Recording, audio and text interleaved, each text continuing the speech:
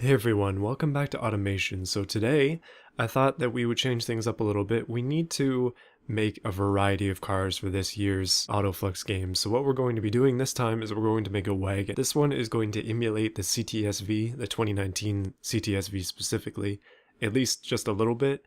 We're not going to copy it in performance very much, and we will try and mimic the styling a little bit, but we're going to do it in a 2003 way. So I've chosen this body here. It's 2003 Wagon.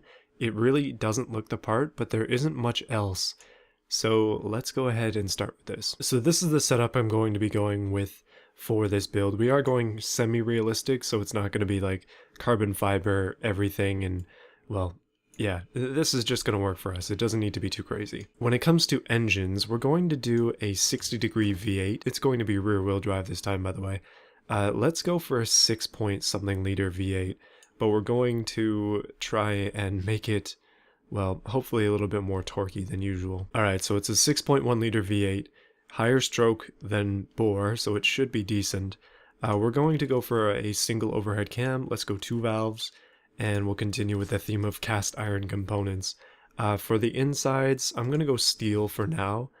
We'll probably end up changing that if we need to. My goal is to get about 650 horsepower naturally aspirated. If we can get up to like 800 though, that would be great. It seems that we need some fast cars in this year's competition for what's coming up. So injection, just direct injection per cylinder, but we're not going to go full race, we'll just go performance. And we've done leaded fuel the first or last few videos, so we're just going to put in super for now. We'll see what it looks like. For sure we're doing dual exhaust. This is going to need to be bigger. And for the fun of it, we'll just go no mufflers or anything. Who needs that? So it makes 344 horsepower, and I haven't touched anything. Let's see what we can do with it. So on a naturally aspirated engine, what we can do is lower the compression. Actually, we can raise the compression up a little bit and try and get as much as we can. Actually, let's lower this down. We'll put it just into the high range. What we can do though is we can raise this cam profile first. There's the power right there. Now we have to go back and raise up the RPM limit. You can see that things are starting to die, but it doesn't matter too much. If we start to run into knocking issues, we can up the fuel mixture to compensate. This being a race car, it doesn't need fuel economy. I know that there are some cases where race cars actually do need good fuel economy, stuff like Le Mans, but for the purposes of this game and just to simplify things, it's fine, okay? It's fine. So I'm going to switch the crank for a billet steel, and I am going to switch this for a... Actually, that might be good. We'll just up the quality a little bit to help with the inside so they don't die. And we can also... I mean, the graphs are starting to get pretty high here. We don't want to have a full race car unless it's necessary. So what we might have to do is make the engine bigger. Also, you can see on the side here, we're not using our full octane, so we're not even using the super. Okay, it's up to 500 horsepower, but I'm still not satisfied. We need a little bit more.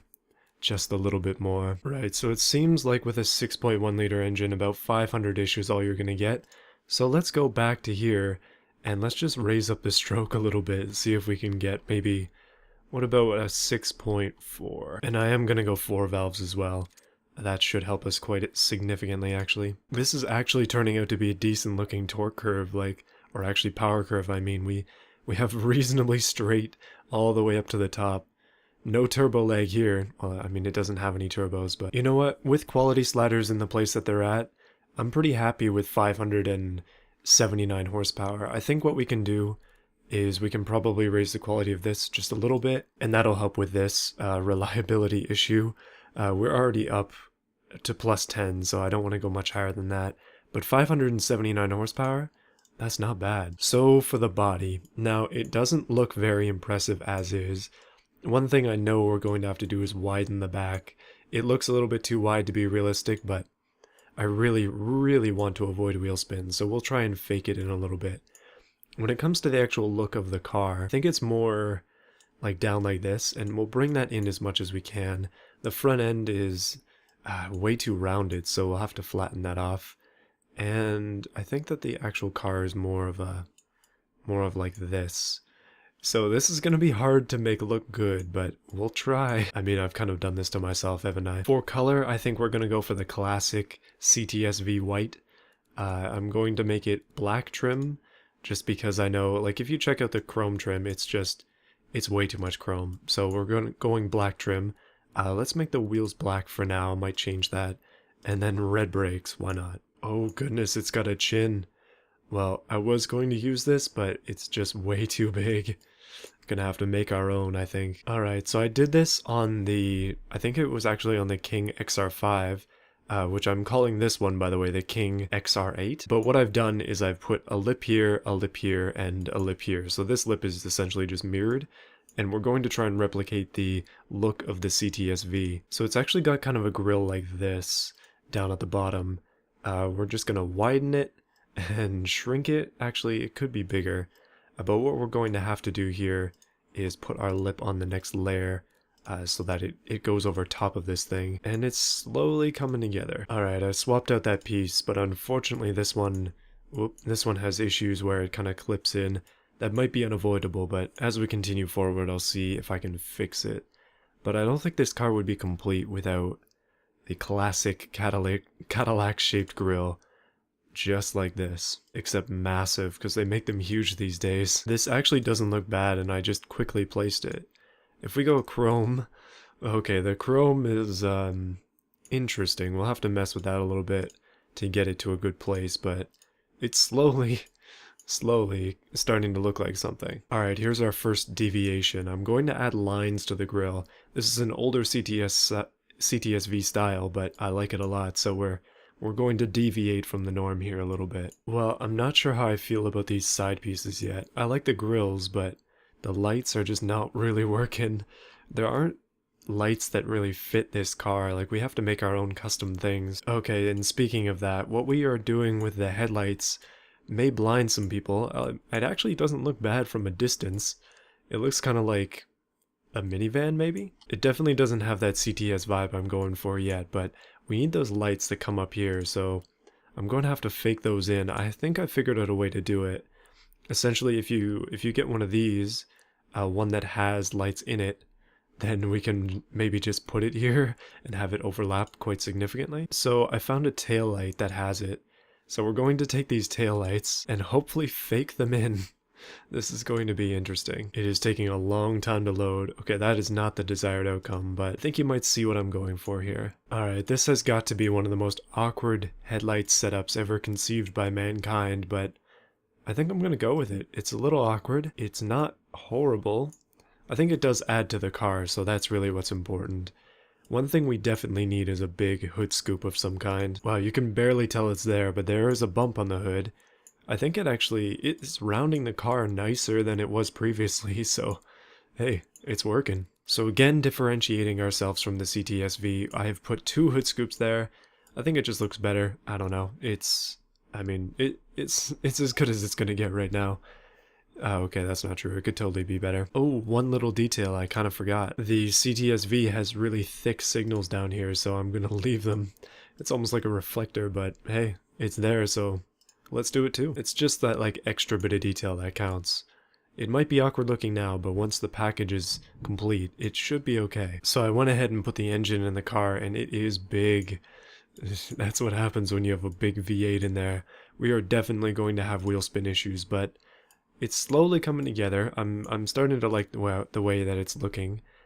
We definitely need a few extra little details here and there, like some kind of antenna on the back, because I'm sure that has radio, although we won't put it in. And we also need to do the back. Now this is going to be a little bit tricky. Okay, so if we're going modern styling, then it's going to be 2 tips. So let's do these, and then we'll just duplicate them like so. Alright, so we've got quad tips. Now we need some sort of bumper piece back here, and then we're going to need to do lights that come all the way up, which is not really possible on this body because it bends in.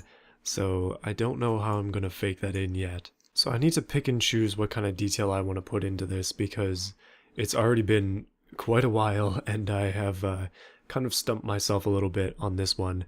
But I think I know what I'm going to try and do first. One thing that's always cool to do, I find, with these cars is to make the indent in the trunk that pretty much every car has.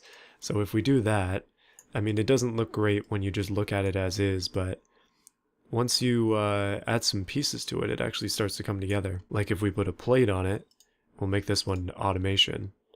then it's, well, now it's a plate holder. Then if we take a piece of trim and color it chrome, then we have a chrome piece on the top of it, which, it's not amazing, but it works. The game is starting to chug a little bit, and I think it's because this light has so many tiny lights on it. It's going to look very odd in-game, but I'm not sure that I actually like it. We might end up going with these instead. There's a twist. We need a second set. Okay, I admit, it was a poor idea, but I tried. I'm trying to link these two together, just kind of like this, but it's not really working. Probably going to have to improvise something else. Alright, I've got it. I finally got them in place. It does look a little bit awkward, but it really meshes well. See this line here, and then it comes up perfectly? It is exactly what I wanted. This is turning out even better than I thought. Alright, the back end is finally coming together. This is sort of what I wanted it to be like. It's actually better in terms of the lights than I thought it would be. One thing we are missing though is a little wiper blade on the back. Okay, it's probably not going to do anything because of how slanted the window is, but I guess we can have that there. Goodness, I forgot what the front looked like while I was working on the back because it took so long, but here we are. This is the finished product, I think, unless I forgot anything. This is going to be it. I know that the CTS-V has something down here. I'm not sure exactly what to do with that, so I don't think we're going to add it.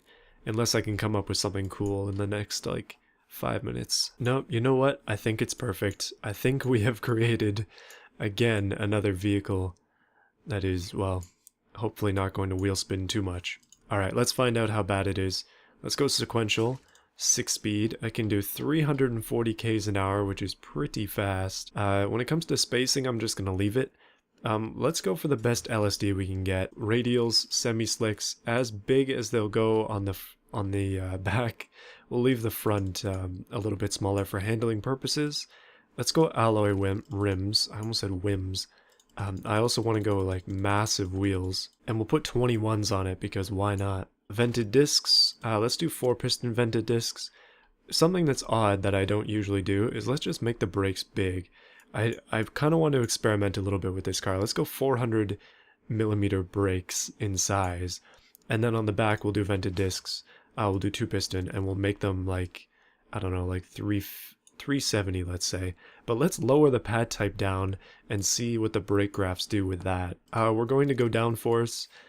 We might need to add a rear wing. I know it has a front one, but we might need to add just like a little rear wing back here to keep the back end down, because right now it's probably not going to be too good. As usual with interior, we're just going for the basic stuff.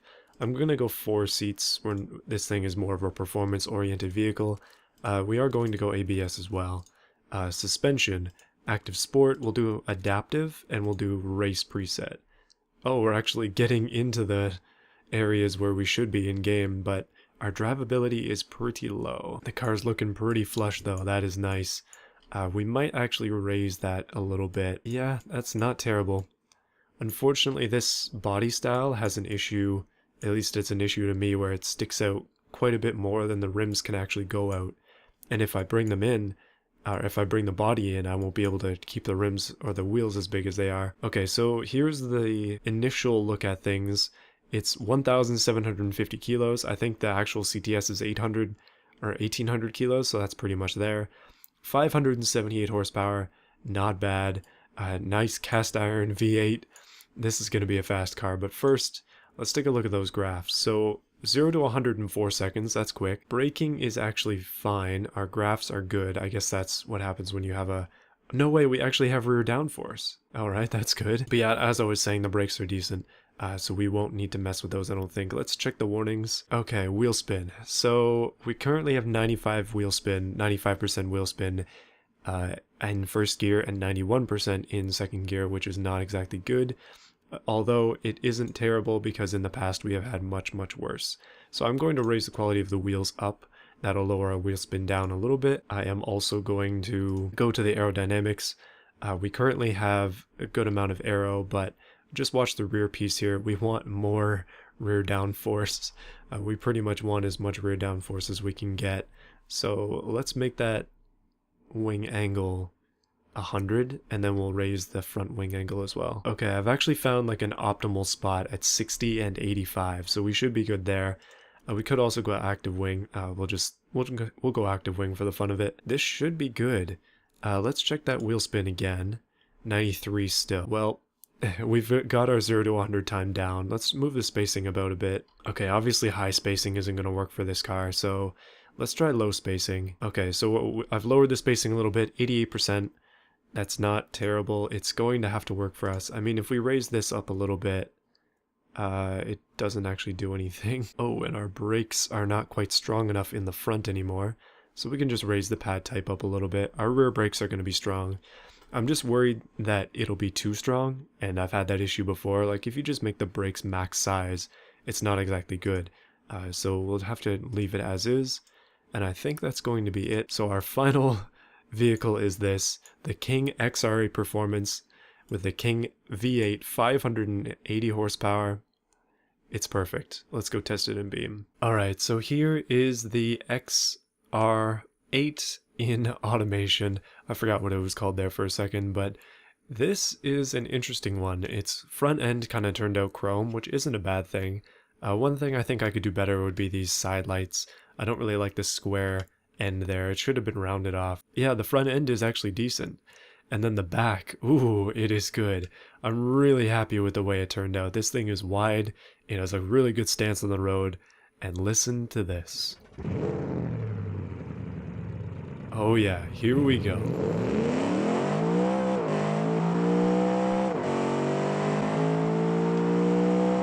If nothing else, it really sounds the part. This thing is exactly what I wanted it to be in terms of sound, and my goodness, it's quick as well. It is perfect in terms of performance so far in my brief time testing it. And, well, it hasn't lied so much about its speed capabilities. We've managed to get up to 263 kilometers an hour. That's pretty fast. So, when you have a car like this, big question is, how does it handle? And I haven't actually tried that yet, so let's try and get over to the drag strip. I'm probably not going to take too many proper turns here, but let's go over to the drag strip in a general sense and see. Oh goodness, maybe that's a bad idea. Alright, it's obvious that its strength is its speed. Wheel spin isn't too bad of an issue, especially because the spacing has been turned down considerably. I really like the power of it though. This thing is quick, and it doesn't need turbos to get up to the speed that it's at. This is one of the better cars that I've made. I keep saying that, but honestly, like, the more time I spend in automation, the better the cars that I make are. And therefore, hopefully, the more cool things you can do with them. Alright, the track is in sight. We just have to figure out how to get over there. Hopefully, we can duck through the subdivision. Just, like, try out some of the corners and then hop on over to the track. I want to take this down the drag strip at least once before we take it for a lap. Okay, so we've entered the subdivision. It's not exactly tight here, but we should... Okay, I mean, it's not quick. The wheel spin is definitely an issue in the corners. It's also... Uh-oh. Brakes are pretty massive, and they are very strong. Sorry about your driveway and your front garden. But yeah, it's not great. Alright, but there is one place I know it can do well. Let's go for a pass down the drag strip where it's guaranteed to actually get traction. We're not going to time it, but we're just going to go for fun and see how it does. So, come to a full stop, and 3, 2, 1... Right, so it's a bit of a fast start from this car. No wheel spin at all, as you would expect on the track. And across the line. Well, I don't know what time that was, but that was pretty quick. It's definitely up there. I would say it's probably just as fast as the F1 van. But you'll have to test it yourself. You can download this in the Google Drive. Right, so now is the part of the video where we take whatever the heck we have created and put it around the track. Last time we put the Rhino X12 around the track. Seems I'm using a lot of X's these days in names. It came out with a 2 minute and 8 second. Currently last place is the Bugo with 2 minutes and 34 seconds. First place is the Bamero. That's going to be hard to beat. Second place is the Group C Owl. Third place is the King XR5. I don't know if we're going to be able to beat that, but I think that this car is probably going to be somewhere in here, either second, third, maybe somewhere with the Trick X. I don't know. Let's give it a try. Alright, here we go. Let's see how this car will do. Okay, quick start as we could expect from it. Not too bad on the wheel spin front. I mean, it is a bit of a wheel spin crazy vehicle, but not anywhere near as bad as last season. A little bit on the grass there, that is totally my fault. Brakes in this car are pretty incredible just because they are massive. We should not have any issues with brakes overheating, just because of the new technique that I have where I'm making them huge. Oh boy. So the lesson I've learned today is that if you accelerate going into a corner with a rear-wheel drive car, you're going to be in trouble, and that is exactly what happened with this. Wow, okay, even under like a heavy load, the brakes in this car do manage to get up to 200, but that is not hot at all. This might actually be a winning brake combination for those of you who are wanting to mess with your cars a little bit more and make them better. Alright, we're at the part of the track where there is a significant straight. Can we get the car straight first? Alright, come on. We should be able to get up to some serious speed here before we have to stop, but it kind of wants to drift off to the side. Thank goodness for those massive brakes though. This car would not be the same without them. I think it might be even more undrivable than it already is. Alright, coming around the last corner. I'm gonna hit the gas here and hope for the best. We shouldn't have wheel spin in third gear, so 137.